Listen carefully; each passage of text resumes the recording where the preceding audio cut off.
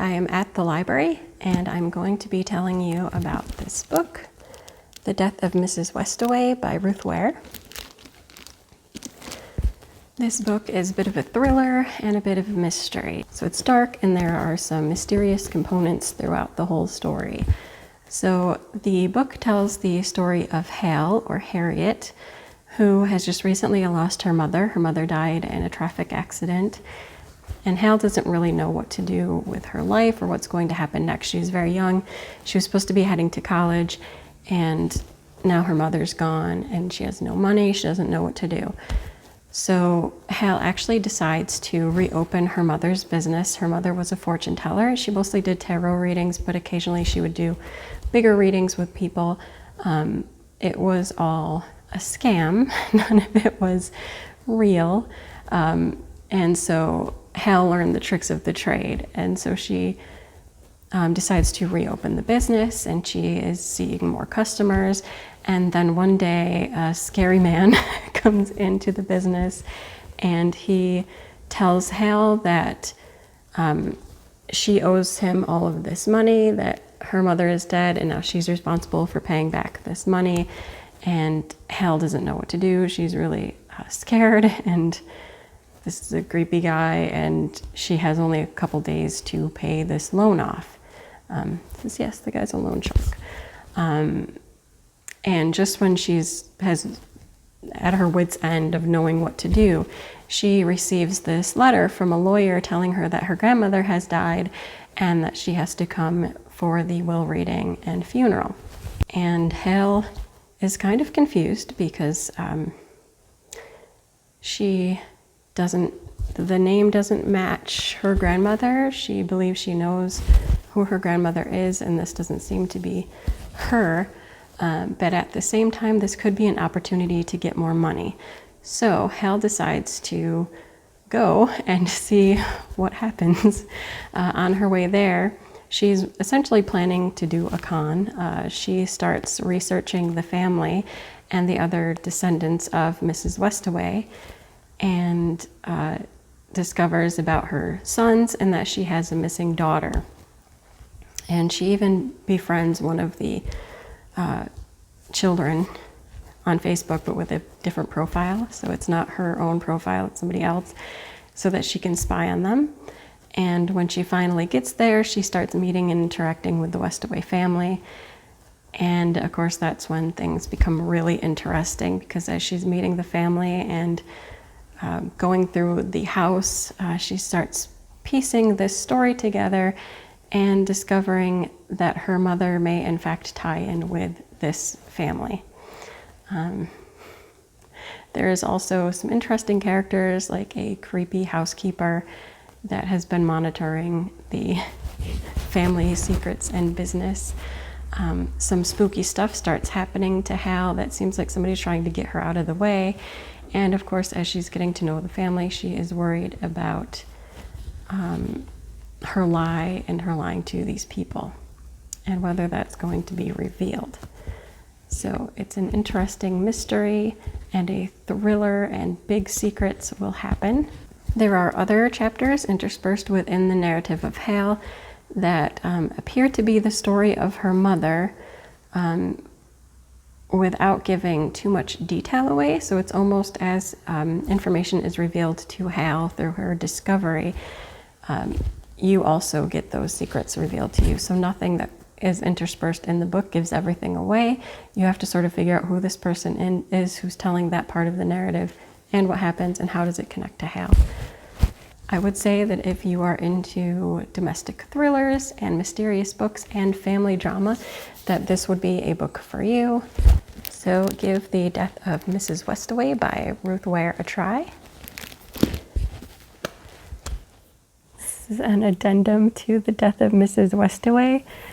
I hope I did the book a little bit of justice. I feel like I was very rushed. Also, I was alone in the big building. And I hate to say it, but this building is a little bit creepy when you're all alone. Like, there are some sounds where it sounded like somebody was in the building. So I didn't include it in there, but there'd be moments when I paused and I would look, because I swore that I heard somebody right outside the room. and I couldn't see anybody because where I was located, I was in front of like the corner of the books, and there's a shorter bookshelf in front of me, but that blocks my vision, so I couldn't see anybody. But it totally sounded like somebody was there, and I'm like, am I going crazy, or is somebody in the building? I don't think anybody was in the building because none of the other employees had arrived yet, and it was spooky. It was like I was in a Ruth Ware novel.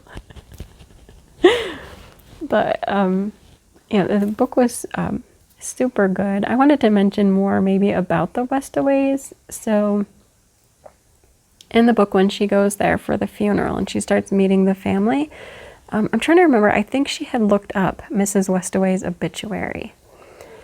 And this, of course, in part was to clarify that it really wasn't her grandmother. So she had looked up the obituary and it had listed the children. I'm trying to remember all of their names. Was it Halloway?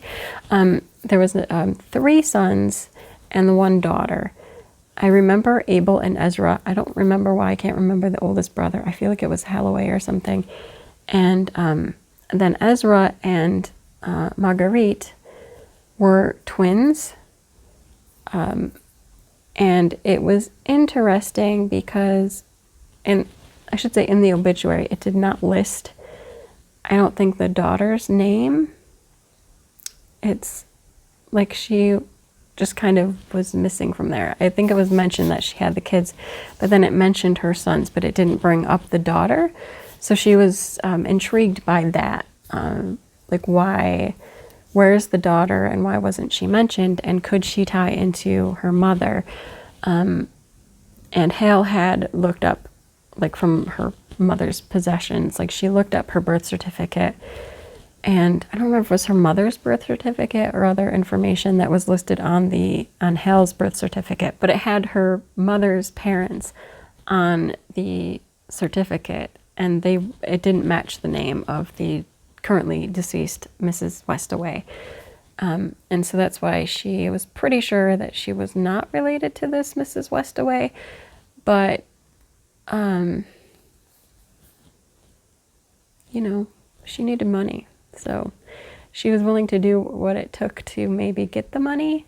I did like, though, that Hale, even though she does some shady things, like she was going to go con the family, at the same time she did carry a lot of guilt about that, and she really didn't want to do it.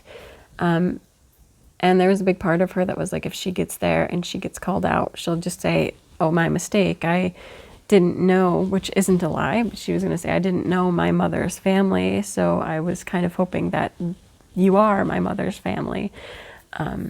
So she was prepared to come clean if she was called out, like, immediately. And I found that interesting. Yeah. And of course, as she meets, like, the Westaways and their, well, only the oldest brother had kids, but their families,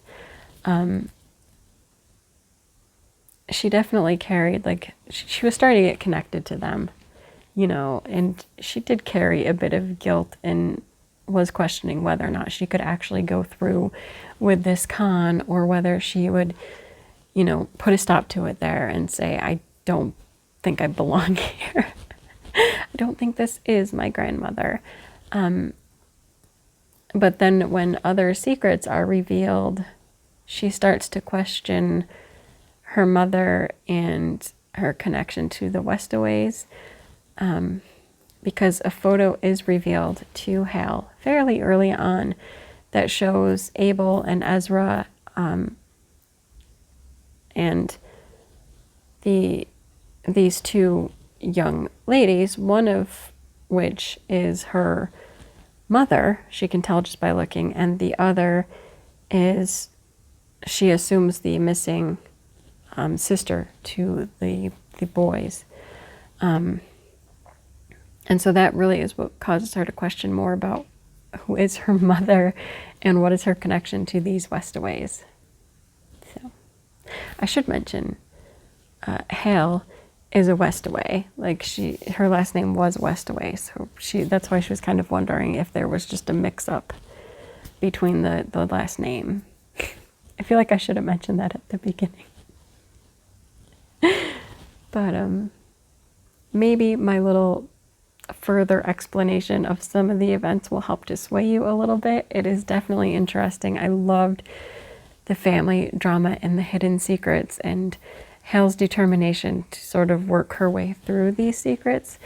And a lot of the times in the book, like she hears an echo of her mother's voice telling her things like, wait a minute and look for the fuller explanation, slow down, think it through.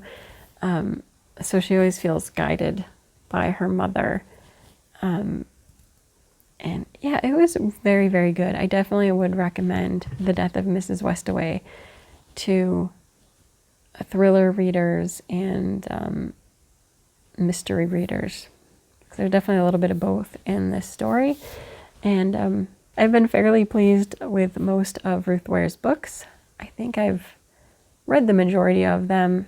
Maybe only one or two I was kind of,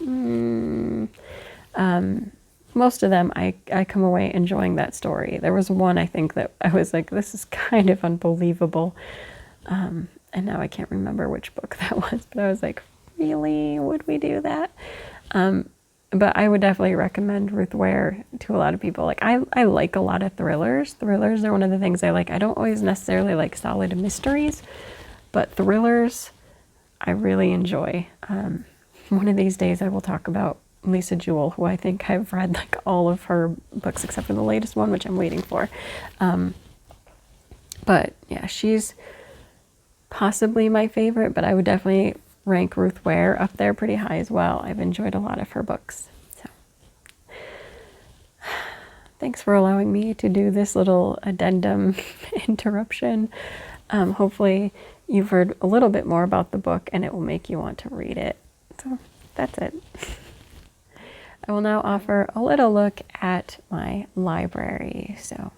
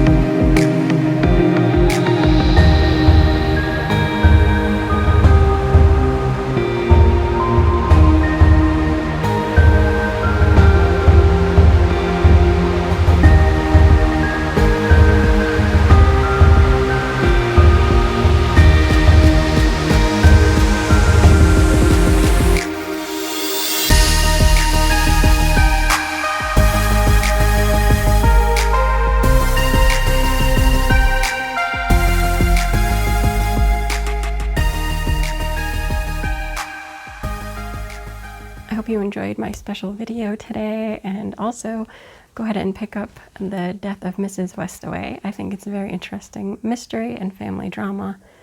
Oh, that was a good book. I figured out some of the things, but the end still had a little bit of surprises, so I thought it was well worth it. Yeah, that is it for this video. I will see you next time.